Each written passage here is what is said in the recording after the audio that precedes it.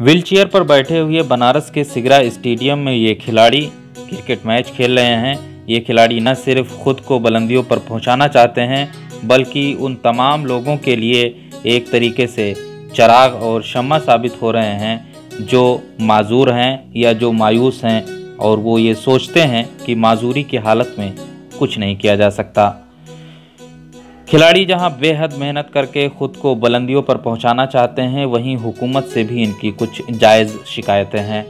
सारी सुविधाएं मतलब पूरी तरह से कैपेबिलिटी नहीं है। ठीक है, हम लोग को मतलब सुविधाओं की समस्या बहुत सारी है। ठीक है, अपनी तरफ से मतलब हम लोग जितने मतलब डोनेट किया कि आपस में मतलब सब लोग एक साथ पैसे मिला करके मतलब एक साथ मतलब अपनी टीम की मतलब कमियां सबको पूरी करते हैं। ये नहीं, सरकार की तरफ से अभी कोई सुविधा उपलब्ध नहीं कराई गई है। खिलाड़ियों का कहना है कि हुकूमत की जानिब से ना ही उन्हें खेल के अखराजात मुहैया कराए जाते हैं और ना ही कोई मदद की जाती है। ताहम वो अपनी सख्त मेहनत की वजह से अब खेल मैदान के बुलंदियों पर पहुंचना चाह रहे हैं।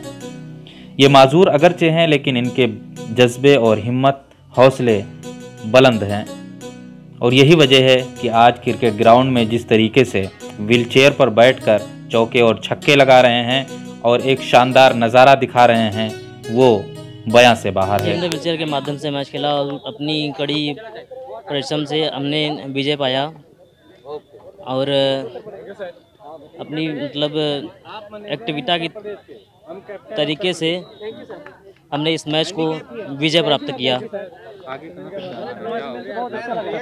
हम लोग की इच्छा है कि हम अंतर्राष्ट्रीय लेवल तक इस मैच को खेलते खेलते पहुंच जाएं और उसके लिए हमने काफ़ी मतलब कड़ी तरीके से प्रयास भी किया जा रहा है।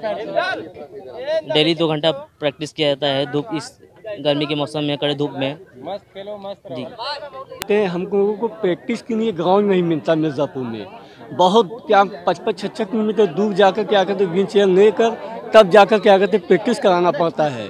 ग्राउंड वहाँ क्या कहते नहीं मिल पा रही है और जो व्हीलचेयर है क्या कहते हैं उसका भाड़ा और गिनती रहती है कि यानी कि स्पोर्ट्स वाली व्हीलचेयर एक भी नहीं है। जो व्हीलचेयर है सब एनर्को कंपनी का है जो सरकार द्वारा क्या कहते मिली हुई है और कोई सुविधा नहीं है। कैसे कैसे एक दिव्यांग होने के नाते मैं भी खिलाड़ी हूँ, इसलिए इनको देखने खेलने का जज्बा था, इसलिए इनको सिखाता मैं चला गया और आज ये मुकाम पर चले आए हैं कि आप उनके सामने क्या प्रदर्शन कर रहे हैं। फिलहाल देखना ये होगा कि ये कहाँ तक तरक्की करेंगे और किस हद तक खेल मैदान में बुलंदियों को हासिल करेंगे। ईटीवी भारत के लिए बनारस से खुर्शीद अहमद की खुसूसी रिपोर्ट।